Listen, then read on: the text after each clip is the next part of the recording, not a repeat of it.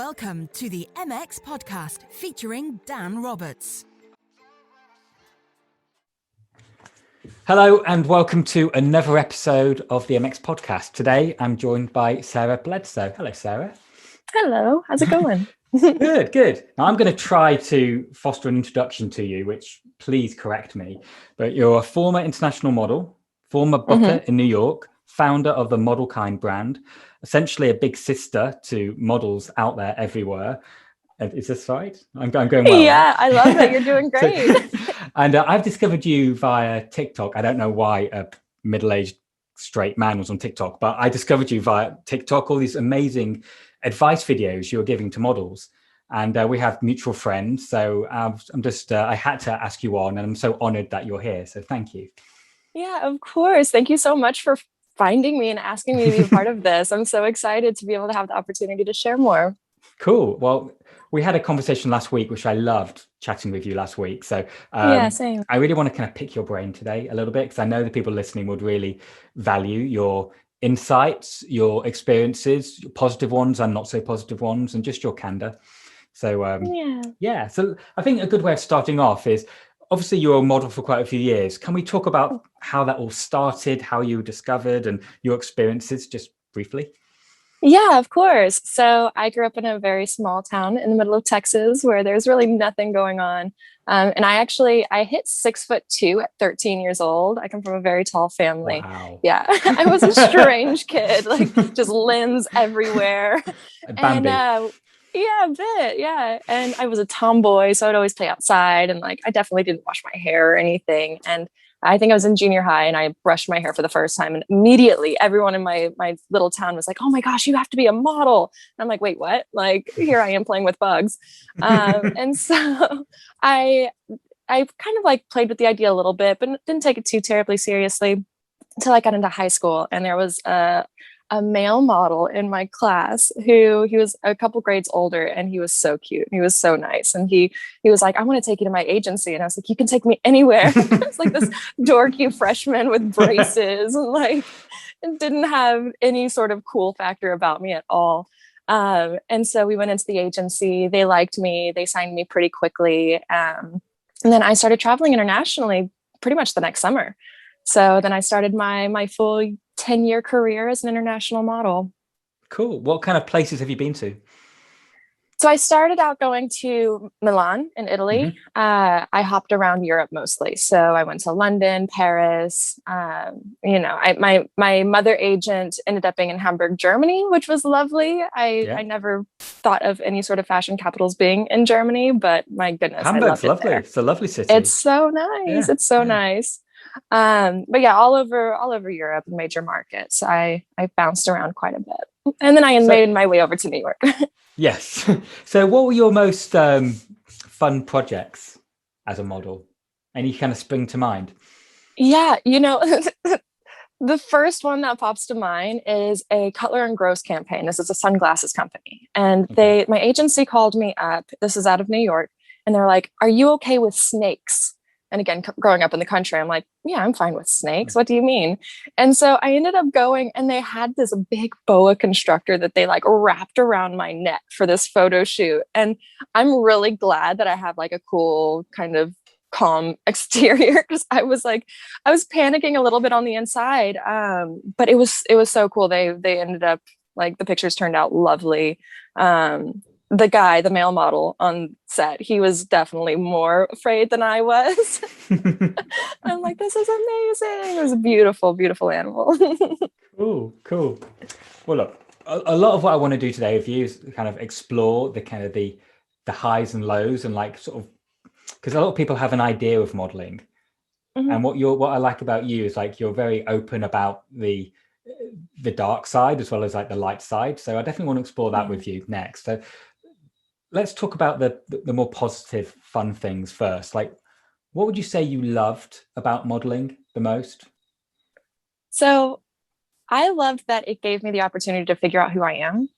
Traveling internationally at such a young age, I was able to, I was just able to play a little bit. And every day I could wake up and really just choose who I wanted to be. And I'm incredibly introverted, especially as a child. So it was a fun experiment to be like, today I want to be spicy. And so I would go out and like just embody somebody who was different than I was, and engage in different types of conversations, experience different cultures, different insights from people who I would have never met otherwise. Of course, both within the industry, but a lot of people just in my life while I was traveling. And it was actually really lovely to see the humility behind a lot of the people I was interacting with. As a young person traveling by yourself, you find, you have a friend who has a family, and then they invite you over for dinner and they kind of take you under their wing a little bit. And it's just such a lovely feeling to know that there are people out there who do care so much and who do want the best for you and want to show you a good experience. And yeah, it's really lovely. The humility aspect of it That's is nice to hear. That's nice to hear. How about stuff you didn't like? So there's a little bit that I did not love. Again, less about the actual industry and more about the lifestyle that you have to live in order to live this life. Whenever you become a model, everything changes. People view you differently. Your friends that you grew up with now introduce you as, oh, this is Sarah, the model. It's no longer, this is Sarah. There's got this identity attached to you, and people have assumptions of what that is. And what do you think people's assumptions are? That our lives are luxurious and wonderful, and we're celebrities, and we're making all of the money, and we're, living a dream. And I understand why they believe that we're living a dream, because it's our job to sell them this dream. But the reality is really very, very different. So that was always a challenge for me, especially getting started in the industry, not feeling like my peers necessarily understood really who I was anymore. Did you find people were getting like jealous or resentful? I didn't really have much resentment or jealousy as much as actually the opposite. I feel like once I became a model, I went from being the nerd, the weird kid who, again, very tall, very lanky, didn't know how to control my body, like kind of an outsider, to everybody wanting to be my friend. And I'm like, okay, I've known you for my entire life and you've been mean to me this whole time. Like it was an interesting contrast. Okay. Very much so. Yeah. It's like, oh, now that I am seen as cool, but you're still society, the same person. I'm the same person. Yeah, I'm still the geek. Yeah. And it was an interesting kind of dynamic, but thankfully the friends that I did have as a kid, they did stick by me a lot. And, we were all theater kids, so they allowed me to just kind of like play and still be myself. So yeah, we didn't have too many separations within my friend group, which was nice. And as your time as a model, do you have any times or experiences you're sort of willing to talk about or share, which were pretty like not so cool, which you think other people can learn from? Yeah. So another big factor that I don't necessarily love about modeling, especially whenever you're doing it internationally or in a new market, is there are predators. We have, with the Me Too movement, we have conversations about like photographers and such, but there's a lot of predators just right on the outskirts of the industry that are targeting models. So there's something called a promoter, which I think everybody who's wanting to become a model needs to be aware of and realize that they're dangerous. They will front as friends. They will, offer you cool opportunities like going and getting a free meal at a fancy restaurant, or go to a club, or go to Ibiza to party. They'll have these opportunities that are very exciting and very easy to, want to do as a model, especially because you hear other models talking about these same sort of things. But often that's a front. And usually, in a lot of situations, whenever you do go to these sort of like establishments and you enter this kind of fun space, you don't realize that there are people there who are ready and willing to exploit you. And it can be extremely dangerous in a number of different facets. And, I unfortunately experienced some of these situations, and it's something that I've had to deal with for the rest of my life. And I will continue to have to manage and, heal from. And it's hard. It's something to be very mindful of.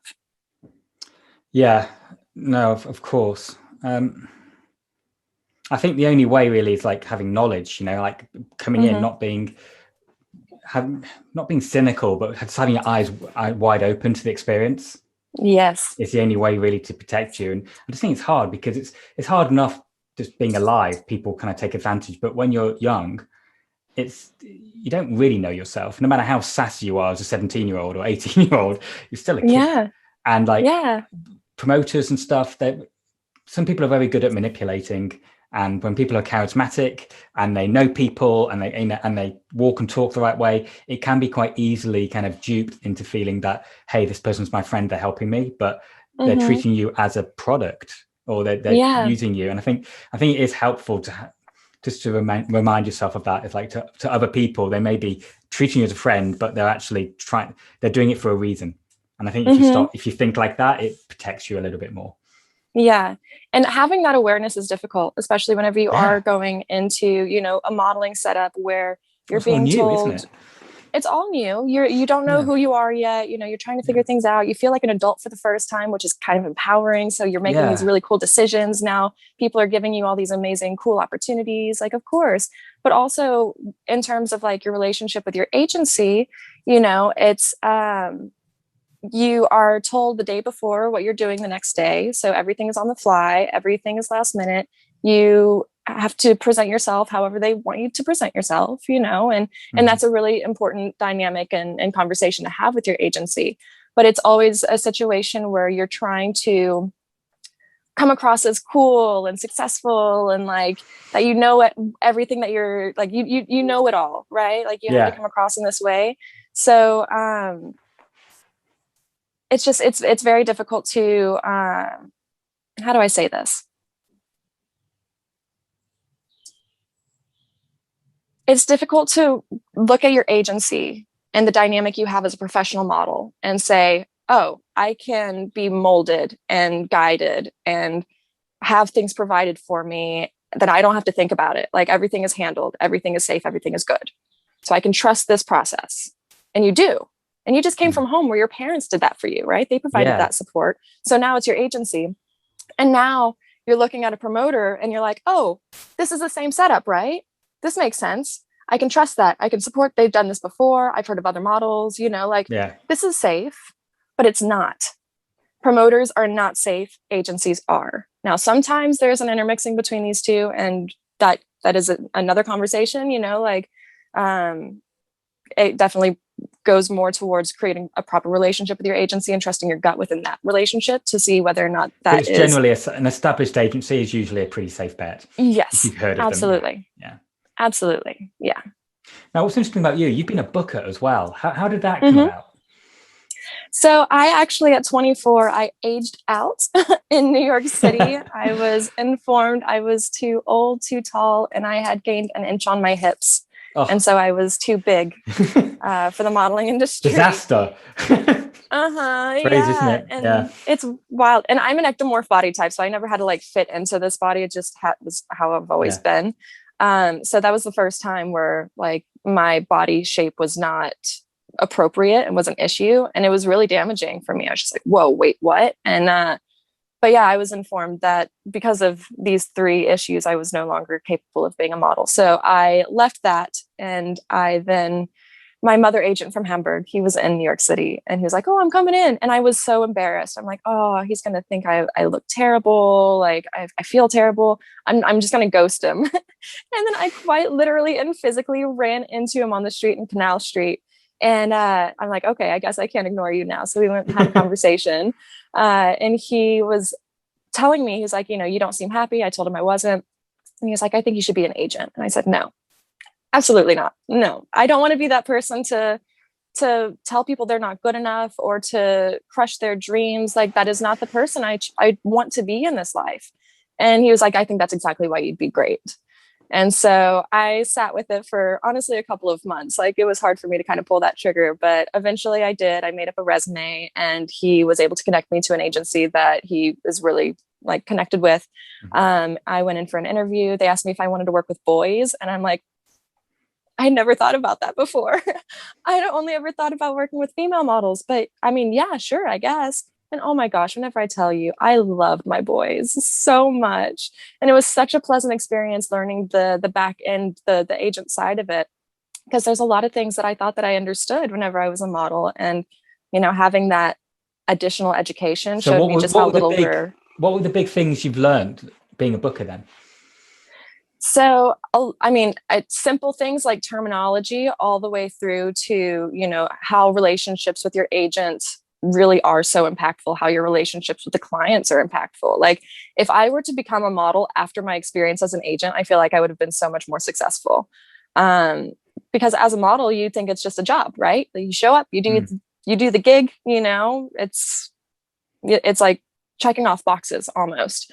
But what's actually really beneficial is not seeing it as a box, but seeing it really as an opportunity to build those relationships, have those connections, have fun, be yourself, be personable, like use each opportunity as a way for you to grow in some way. And if you can grow alongside of others within the industry, then that's only going to create a bigger, better foundation for yourself to jump off of. Nice. So tell me about, because you're not a booker anymore. You founded Model Kind. I have, yes. Please tell me about this. I love the concept. Please share with our listeners what the idea behind Model Kind is and where you see it going.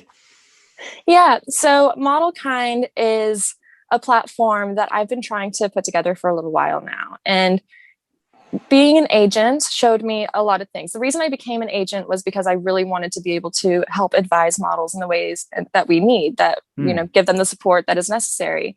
And I thought by becoming an agent, I could do that. And in some ways I was able to do that. Absolutely.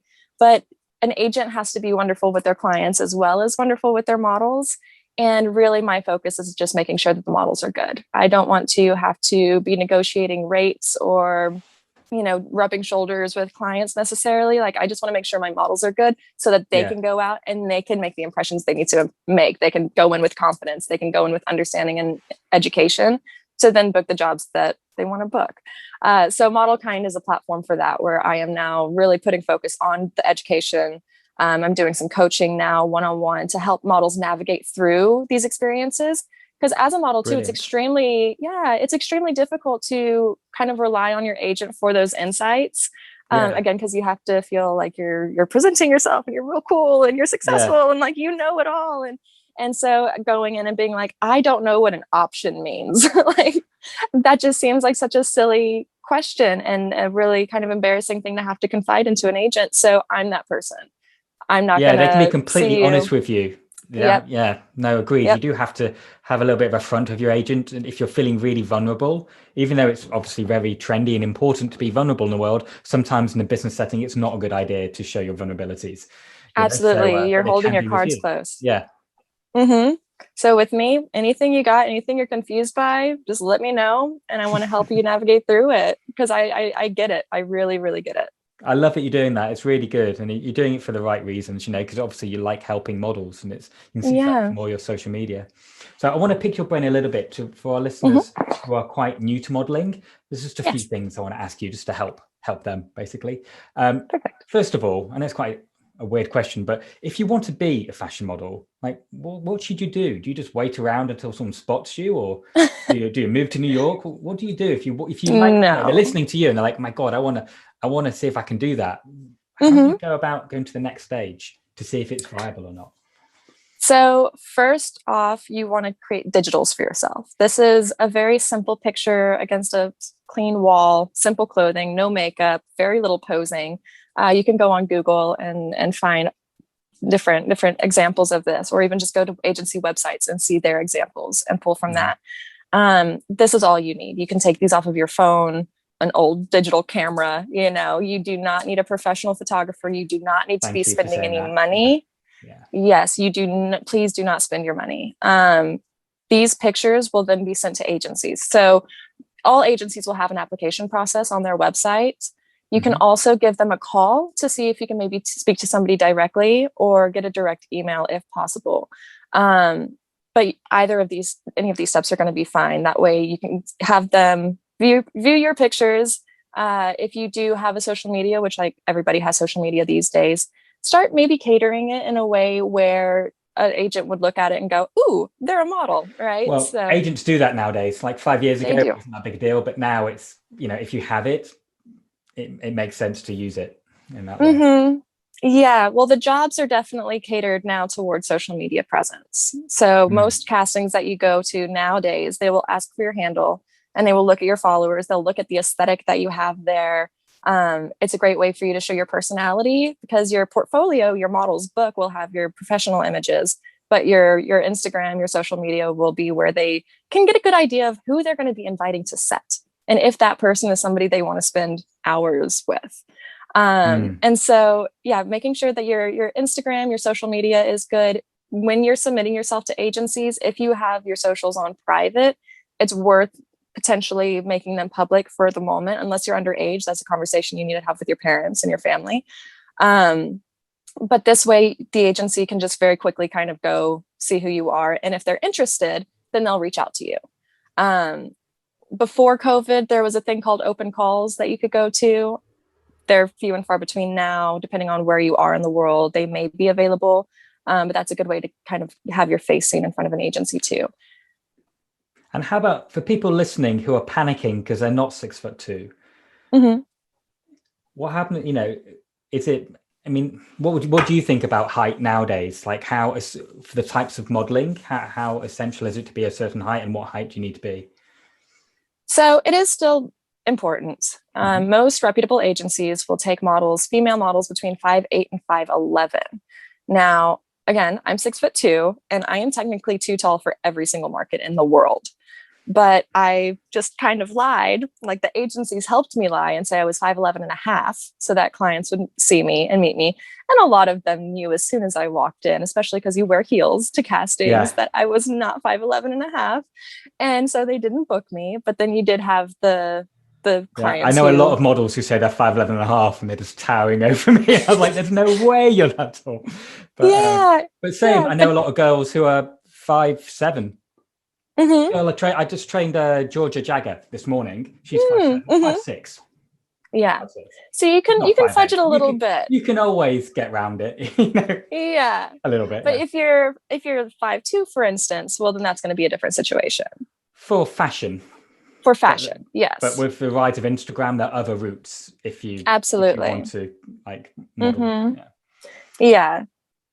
Okay, another question for you. Sorry, didn't interrupt. No, that's okay. Go for it.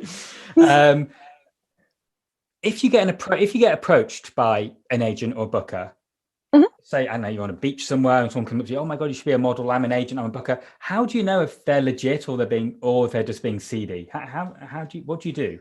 What would you do? First I'll give you a card. Like if they don't give you a business card, well, that's red flag number one. They'll give you a business card, go to the agency, check it out. Just really get a good vibe of whether or not you think it's legitimate. Call the agency up and ask if this person works for them. Great. Really good. Yes. Yeah.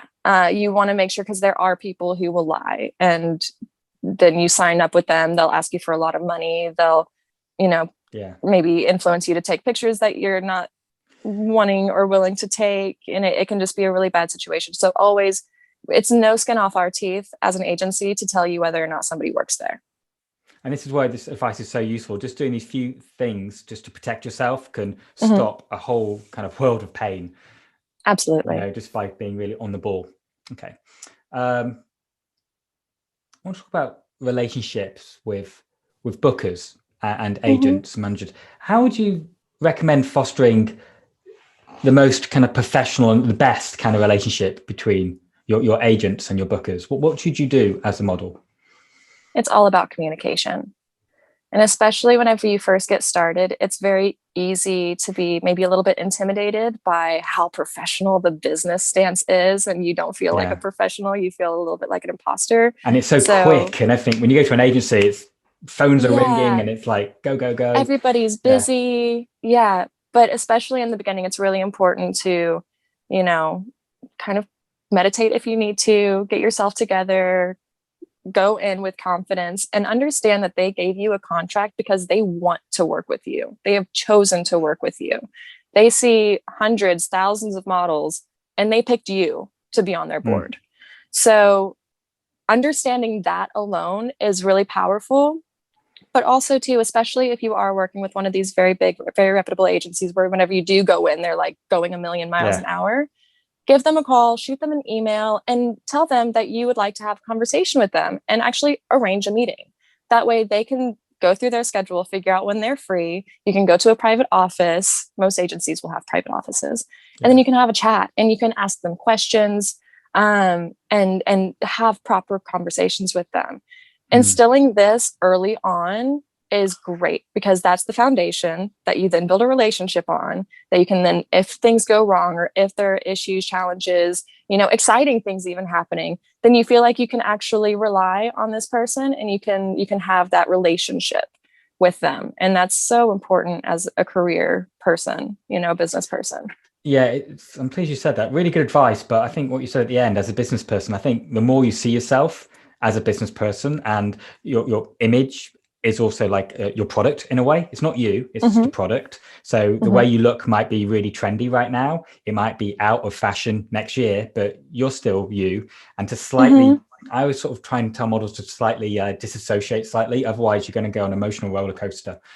Absolutely. Like you, Absolutely. when you were told you were too tall or too old at 24, you're not too old for anything. So you're not less beautiful or less talented the moment you get dumped for an agency. It just means that agency didn't, you kind of outgrew that experience, and you can't let it affect your own self-esteem or your self-worth. Otherwise, you're just going to feel miserable. Yeah. And it's definitely much harder to say than to put into action. But if you can kind of disconnect, I think it's so important, if at all possible, to have other things in your life that you are passionate about, that bring you joy, that are not tied to this industry. Because it's so easy to just kind of let being a model just completely consume you, right? Yeah. And it's important to know that agencies are businesses. They only see things business-wise. Numbers, clients, strategy, that's all them. And models oftentimes do come in as emotional beings because our image is us. We can't detach from who we are. This is my skin. I can't change that. So it does feel very personal, but creating a kind of separation where it's okay, I'm getting paid for my image for this. Cool. That's my job. That's my business. But then having something else. Okay, I'm really interested in psychology. So I'm doing my studies. That's something that brings me joy, that brings me excitement, that's building for a future for myself. That's something that's important to me, that if my image goes out of fashion next year, I've still got myself that they can't take away from me. And this is something that I personally do as I say and not as I did, because I didn't do that. And, I reaped I had repercussions from that. So yes, if you are starting this industry, please try to hold a sense of yourself within, something that's not attached to your image. It's extremely important. It's something I try and do from an exercise angle, actually, because obviously I get employed by lots of models and agents who want me to get models in shape for campaigns and shoots. And if I just did exercises and did things just so they got their measurements and they, burnt calories and nothing else, then all I'm doing is reducing their body to a piece of meat like anything else. But when you exercise, you have an opportunity to actually learn how to kickbox, learn how to do a pull-up, learn how to do ballet, and learn how to do weapons training. We do all kinds of things with our models. Oh, that sounds so much fun. It's so much fun. And then we get the measurements they need, because there's no point being really good at boxing, but you haven't got the right measurements. But we get that. But it means if they don't get the job, or if they do, regardless, they don't see their body just as an ornament. It's also an instrument. It's a tool. Then it fosters a really good, it's a tool of expression, and it fosters a better relationship. So with Methodology X, we very much try to do that, get people the bodies they need for modeling, but do it in a way where people feel like athletes. And then that's what got me kind of switched on to the psychology and the body image side of things, and why I like talking to people like you, and I want people like you on the podcast, because it fits in with the ethos of what we believe in as a company. Yeah, I will say I love the fact that you're training people to be athletes and not just trying to have them fit into a mold. I have a lot of respect for you for that. Thank you. All right. One more question regarding, quite a few more questions. From what you've known now, you've been through a lot, and as a booker as well, and traveling all over the world. what is the one bit of advice you wish you could give yourself when you were, how old were you? 15, 16 when you started? I started whenever I was 14. 14. What one bit of advice? I know, I'm sure there's many things you'd say to yourself, but I mean, honestly, it kind of stems to what we were just talking about. Like, don't lose yourself. Like, hold on to something that is always true to you, and don't be willing to give it away in order to appease somebody else's dream of you. like you said, it's easier said than done, because at 14, you're still trying to figure stuff out, aren't you? Yeah. But maybe I could tell myself at 14 and then again at 15 and then again at 16, and like just keep it as a running theme until I finally figure it out. Because and realistically, I don't know if, while traveling internationally, living out of suitcases, being financially insecure because of the situation with rates with high fashion specifically. Let's talk about that. Yeah. Let's talk about money. Because everyone assumes models are completely loaded and it's like, big numbers, but it's a bit more nuanced than that, isn't it? It is, yeah. So you have different types of modeling, right? So you have commercial models, fit, e-com, and high fashion. And it's interesting because, I thought this way too. I thought that if I walked down major designers' runways or shot for very big brand, like big magazines, that I would be making a lot of money. Everybody did. And what I've learned is, especially with high fashion, it's kind of seen as an image booster. And the idea is if you have a big image, then that will be profitable for you for the rest of your career. So that is kind of payment enough. So they won't necessarily actually give you a financial compensation for that. And if they do, it's usually very, very low. Like I would make more if I was going and waiting tables, kind of low. And, you do, like I said, you have other different types of modeling. Commercial is definitely different, fit, e-com, unrecognizable. So it's like the more you get away from like the prestigious type of modeling jobs, the more money you actually make.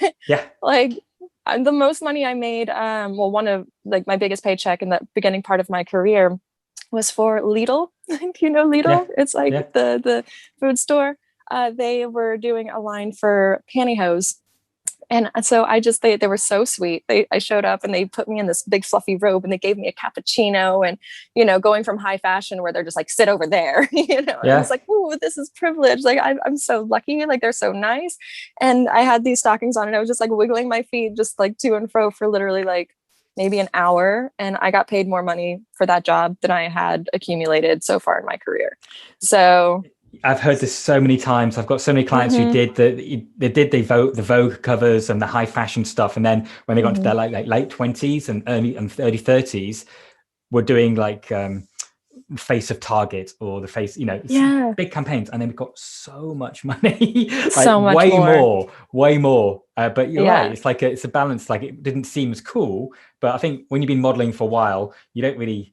I think after the first couple of years, you don't really care as much about what's cool because you see what it's like and you're just living your life. It's not about the external image, and you just kind of, it's nice to get paid, right? If you're doing a good job. And also you get better as a model as you get older.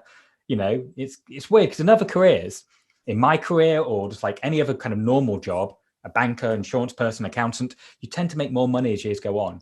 But with modeling, it's same as acting. It's tricky because you might have this massive job and you might get loads and then nothing. And you've got a window, a bit like an athlete has a window. When an athlete hits like 32, 33, it's gone. For high fashion modeling, the window is very small. For commercial, it's a bit wider, but you kind of have to make hay while the sun shines. And that's why absolutely. You're saying about having other things you're interested in is so important, because if all you do is throw yourself into modeling, then you hit, I don't know, 25 or something. And then you don't have a degree, you don't have qualifications, and you don't even know what area to go in. And you've got maybe a tiny bit of savings left over. Maybe. Self-esteem is on the floor because you've just been dumped by an agency. It's hard. Yeah, absolutely. Society sees you on a pedestal. You do not feel like you're on a pedestal. Everybody that you grew up with is like getting out of college, starting careers, starting families, buying a house. And it's like, I felt like a failure. at that Yeah. point. And, mental health is a huge issue within the modeling industry, especially at the end of your career, because like you're an independent contractor, which is another important thing to know. An independent contractor means that you do not get the same sort of benefits that you would get if you were an employee. So Yes. health insurance, I mean, salary obviously is a given, HR, things that you would kind of expect from a normal job, you don't have access to whenever you're a model. So a lot of models, especially with the financial insecurity, don't have access to mental health support because it's out of their own funds. And towards the end of the career can be really challenging. And, you see a lot of models having mental illness or, going through extremely, extremely challenging things. And, there are people who can't handle it, if you know what I mean. So it's hard. It's a really hard place to be.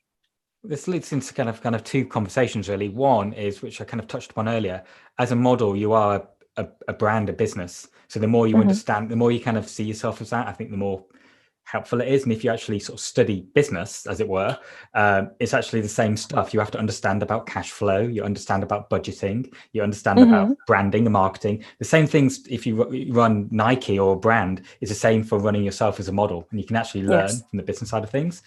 And I like that one of the things you do with ModelKind is that you really help people. You help people in new models, but also models coming towards the end of the career kind of figure out stuff. And that's so important. It's not really talked about that much.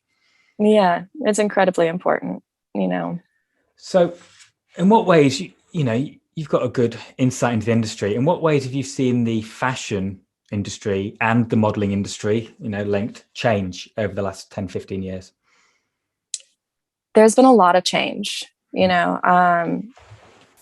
understanding the business side of it too, and how things change and how, you may be right for one season and then not so much for the next. I kind of fit into this perfect little category for my 10-year career where, the super tall white chick was all the rage, and that's not the case anymore, which I could be like, oh no, but I'm actually just really excited about it because we are opening up into a space where diversity is becoming more of a norm, with body shapes, color, like sizes, everything, age. And so it's really exciting to see. And that is something whenever I was an agent, I always thought, I was like, oh, well, the clients can't have people of that are diverse because the agents don't have anybody that's diverse. And then whenever I was an agent, I realized that it's actually the social pressures with the clients that makes the clients reach out to the agency saying we need diversity. And that kind of gives the agency permission to go, okay, here we go. And then run out and try to find as many people that they can who do fit these diversity standards. So it was really exciting to see kind of the boom happen as an agent where I'm just like, yes, we're bringing in all of these new talent. Everybody's so cool. Like, it's such an exciting thing to see. I'm also really excited to see the shifts with sustainability happening within the fashion industry. I'm really curious actually to see how whenever COVID lightens up, how companies have been restructuring in this time. Because I know right before COVID, we were having a big conversation about global climate warming and everything. Fast fashion and just all of the things, like from start to beginning, there's a lot of issues within it. So I'm really hopeful that this has given all of us time to kind of pause and readjust. So I'm really hoping that companies and brands have done the same and have realigned or are in the process of realigning to more sustainability. There's more actions. Kind of demand for it now. I think more generally, I think one of the benefits of the rise of social media is that people are more political in a way. If they're not happy about, look what happened to Victoria's Secret and how much that brand kind of died because it was a bit too slow. And Fenty Beauty just kind of like took off because it was very inclusive. It's like brands sort of die and get born very quickly nowadays because it's very powerful voice that the masses on social media is very powerful. And sometimes even though not mob mentality isn't always great and not all the woke ideas are that well thought out, it's still generally usually comes from relatively good place. Yeah, no, for sure. And the cool thing too with, the dawn of social media, which wasn't a thing whenever I was working in this industry or whenever I started, is you do have the dawn of the influencer. So if you are that 5'2" girl who really wants to model, but agencies like aren't totally like willing to take you on because of their particular clientele, it doesn't mean that you can't become like, try the influencer route and do that. Get and create 50,000 your own clientele. followers and people will want to represent you. And then it gives you the power as the talent or as the model to be able to work with brands that you actually align with. And so sustainability brands and such are actually doing really, really well through social. So that's something exciting to see as well. Well, also, I mean, it's also made agents and managers, bookers, I think, up their game a little bit, because they are the middleman in a way. And for a lot of people who are models and / influencers, I know a lot of people I know who are in the fashion industry are getting direct bookings directly from companies, and they're like, why do I want to give my 20% plus, sometimes 30-40% to my high fashion agent? You know, so it's they have to really prove their worth now, which is good in a way. Yeah, no, absolutely, because in some ways an agent's wonderful for that. If you're not used to understanding usages and rates, it's really good to have your agent make sure that it's all contractually binding, that you're not being taken advantage of, and you know that you're still going into a good line of work. But at the same time, you could make a lot more money sometimes if you do know your usage and rates, and you have experience in this industry, and your contract with your agency specifically says that they don't have access over your socials, which is important to know. You don't want to get in any sort of legal trouble with your agencies. Then it is possible that you take that on your own. There are more and more agencies too that are not fashion agencies, but that are media agencies that are able to cultivate and build these kind of contracts for you too. So if that is a route that you want to go to, usually modeling agencies and these media agencies work fairly well together. So it's worth looking into that as an option as well, if you are getting a lot of inquiries. Good advice. For those of you listening, a friend of mine, Leanne Maskell, wrote the book, The Model Manifesto, and she's now in the legal industry now, and she has lots of chapters all about the legality of model contracts. So they should read that. Absolutely read it. It's a wonderful book. I've got it. Isn't it? It's a great book. Yeah, it's a great book. All right. What else can I want to know more about. I want to ask you some fun stuff about you, but I just want to explore a little bit more about ModelKind, actually, because I think it's such a brilliant system. How did you think of the name? It took me a long time, actually. I was just kind of hopping around. It sounds perfect, but I'm interested as a business owner, how you came up with the brand name. Honestly, it just kind of hit me one day. Like, I had running lists of all these different ideas. I was talking to different friends, family members, like, tell me what it is, you know, and it was actually a really kind of empowering moment, because it came from my own head. You know, it wasn't anybody telling me what it should be. It was something that whenever it came out, I'm just like, that's what it's supposed to be. Like, it was just clear as day. ModelKind, it's like your models and your kind, which are two things that I resonate with. Like, I like that I'm a kind person. I like that people consider me kind. I like that that's like a main trait that I am able to carry through this world. It comes across in spades, really. Thank you. But then ModelKind, like, we are a people. We are a group. We are a community, and it's not singular. It's very much like we're all in this together. We all experience similar things, and we've got each other's back. Like, we really are a support system. So I was very excited whenever I'm like, that's what that's exactly what that says. That's perfect. No, it's perfect. It is perfect. And if you could just close your eyes and imagine, I know it's so hard to predict, but let's predict like 10, 15 years in the future, what you'd like ModelKind to be. What would be your biggest dream for your brand? I would love for what I'm trying to bring to this industry to be a standard in every major market. I would love for there to be somebody like me. Maybe it's going to be ModelKind. Maybe to basically have like agencies that are different agencies. Like, maybe we come up with a different term for it, but in these major markets that are those support systems for those models. And I'm really passionate about trying to figure out what people really are talented in outside of their image. And I want to be able to connect them with those skills and get that going for them in a very communal way. So if I have, like, I don't know, 5 models that are interested in baking, then I want to be able to reach out to a brand and be like, hey, I've got 5 models interested in baking. Can we collaborate? Can we do this? And then build those skills so that whenever they do, while they're still modeling, they can have like a side hustle, they can have a community, but they can also have something to fall back on whenever the day comes that they do have to leave the modeling industry.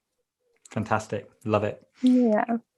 All right. So let's find out a bit more about you. Quick fire round. I know from your All TikTok, you're very good at talking quickly. You've been talking very calmly with me today. Normally, you're like, wow, this girl talks quick. So I want quick I have answers. to squeeze it all. I know. Like 20 seconds. It's like, Jesus, it's like an essay. All right. Quick questions. Money, no object, favorite designer. Come on, quick. I really don't. That was one that I was going to be like, I don't actually know. I don't have any favorite designers. I never really cared about fashion. That's the wrong answer. I know.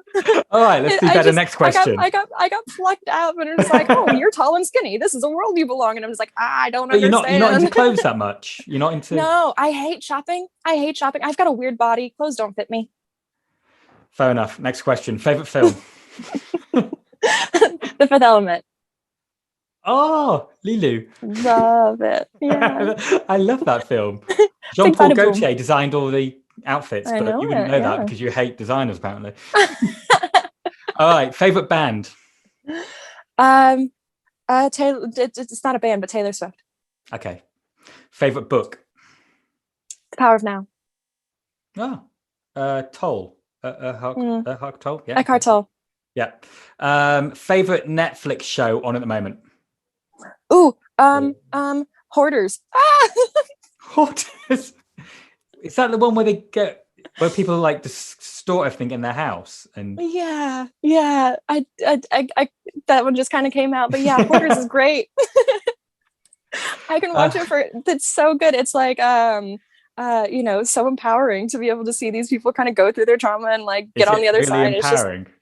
It can be. Sometimes it's also really sad, but it is the best kind of reality TV show. You're just like sitting there like with a bowl of ice cream, like what is going to happen? This is wild. Not what you would have expected, but yeah, that was the one that came out. Tearing down the mask of a glamorous model lifestyle. You and your ice cream watching Hoarders. All right. Any secret talents we should be aware of? I can shake my eyeballs really fast. What? Like, that's amazing. If I will preface this, if you are like epileptic or anything, please do not watch this. Where's the camera? So like, I don't know if you're going to be able to see it actually. You see it? No? I see your eyelid. Yeah, they're going up and down. I see your eyelids going up and down really quickly. It just shakes a lot. Very slightly, yeah. Very, very slightly. I play the saxophone. That's slightly more. That's more of a talent. that is definitely a cooler talent. A little less weird, yeah. Definitely not editing that out. All right. Favorite food. Pizza. Oh, what type? Pepperoni and pineapple on a deep dish. Pepperoni and pineapple together. Mm-hmm. Interesting. Okay. Yeah. With lots of sauce. Okay. Favorite and ranch. All right. Settle. Favorite exercise. I really enjoy playing volleyball. Oh, well, that's easy. You just put your hand up and you can block every shot, right? Pretty much, yeah. I love it. It's so much fun. I actually really going back, like appreciating what you're doing. Like I like activities. I don't like just being like, I'm gonna go lift some weights. I want to go and skip a rope, or I'm gonna play volleyball, or go play some soccer with some friends. Yeah, exactly. Cool. All right, last question. What's the favorite thing or the best thing that's happened to you in the last 7 days? Can I be honest and also a little bit cheesy? If you want to be, yeah. Honestly, I think it's going to be this podcast. This is the first time that I've done one. It's the first time I'm speaking about Model Kind to the public in a forum like this. And it's really cool. This last month has been that's lovely. It's been kind of wild for me stepping into this realm of being open and honest through social media. And I was very grateful whenever you're quite new to it. Yeah. I'm very new to this. Not new to the knowledge, but new to sharing it. And so I was really grateful whenever you reached out and like understanding who you are, the experiences that you've had. And it feels very empowering to know that people like you are interested in my story and want to share it. So this has been lovely. Oh, my pleasure. I mean, I'm pretty good at sussing people out. My job is just getting to know people and understanding people, right? And you're very authentic and it comes across. And it's clear that you set this up to really help. And it's not just a way of making money. You know, it's clearly a way of helping. And that comes across so obviously. So in my experience, the people who do that, it's just like that they shine, you know? So it's my absolute pleasure. Yeah. Okay. On that I'm lovely, grateful. huggy note, I think we'll finish our podcast before we get any cheesier. Thank you so much. Thank you so much. Thank So how you. can people follow Model Kind? What are your handles? So currently it's on Instagram, it's my name. So it's Sarah Bledsoe Official. And on TikTok, it's Model Kind Coaching. But if you really want to start learning about me, you go to my website. That's going to be themodelkind.com. Amazing. Thank you so much for your time today. Absolutely. I'm sure everyone listening would really enjoyed that. Thanks, Sarah. Yeah, of course. Bye. Talk to you soon. Bye.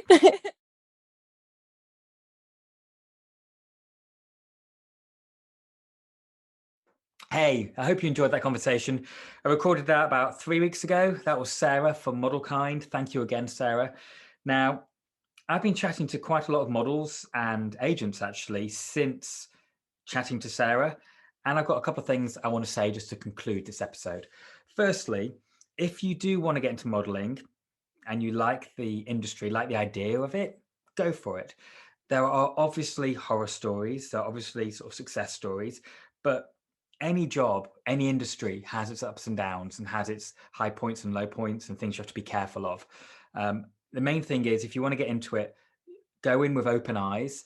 And if you can, seek out people like Sarah, people like Rebecca Pearson, people who have been there and done that, and who are kind of big sisters in the industry and will offer candid and open advice. I think that's really important. A lot of people will say modeling's terrible. It's like you should love yourself. You shouldn't have to change your body to get into, like get into Fashion Week. Well, if you don't want to be a model, that's fine. But if you do want to be a model, then it's kind of that advice isn't that useful. So I think search out people who like modeling, who have been model for years, as opposed to people who absolutely hate it. And there's a lot of people who hate it, and I totally get that. You know, if you're particularly into being body positive and not changing your body, and you hate the idea of the pressure to look a certain way, then, well, you're probably not listening to me, because you probably hate all personal trainers, because our job is to change people's bodies. And you probably don't like the fashion modeling industry because it has a very clear beauty standard. But as does Instagram, that has a clear standard. So does if you want to be on Love Island, that has a clear beauty standard, right? You know, there are, whatever you look at, there are kind of beauty standards.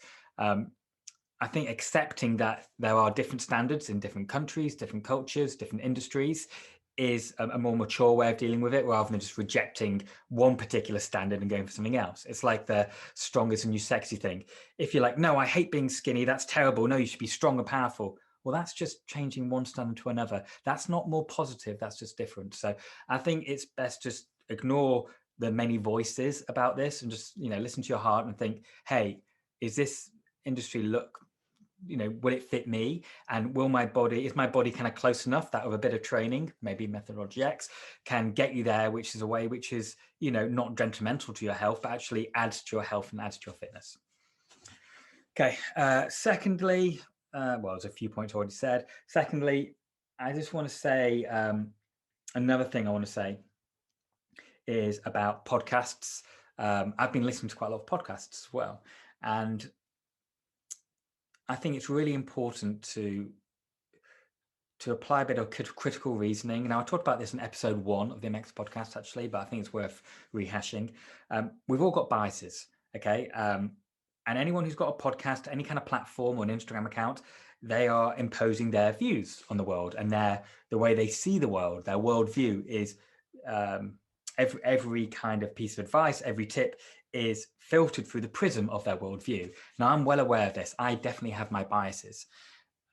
You should always, before listening to anyone, including me, just think, okay, where is he coming from? So for me, for example, when you do the MX workout, it's full of different kind of like athletic moves. That's because I grew up playing sport and competing in sports, not bodybuilding.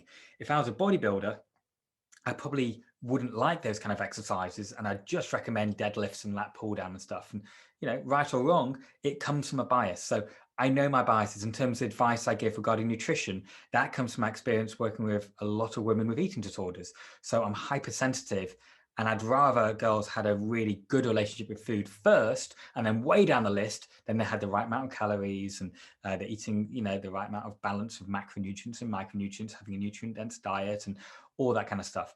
That's why I rarely recommend things like intermittent fasting, because for me, it reminds me of bulimia and that kind of binge purge. And I've worked with so many girls recovering from that, and working with their psychologists and working with eating disorder charities. And it's something I'm quite passionate about, that anything which resembles like an eating disorder, I kind of go the other way. So that's why sometimes my nutrition plans for models are a bit more relaxed than other trainers who are like, no, eat this, this, and this. Okay, because I have a bias. So my point is, am I right? Am I wrong? It's irrelevant. I have a bias, and everyone you listen to has a bias. So be careful who you listen to. Be careful who you follow on Instagram and Facebook and books you read. And before taking their advice, always think, where are they coming from? Why are they saying this? You know, that's all. I mean, not to be cynical. It's just good to have an open mind and to employ a bit of critical reasoning before you take any advice on board. Alrighty, so I hope you enjoyed that episode. Next week's episode is a wonderful chat with a wonderful nutritionist, our new in-house nutritionist, Amy Young. So I'll see you next week. I don't know why I'm looking over there because the camera's here. I'll see you next week, and yeah, take care. Bye. Thank you for listening to this week's episode of the MX Podcast. All feedback, reviews, and social shares are very much appreciated. To find out more about the Methodology X Online Members Club, our award-winning MX Group fitness classes, or to join our global family of MX instructors, please visit danrobertsgroup.com.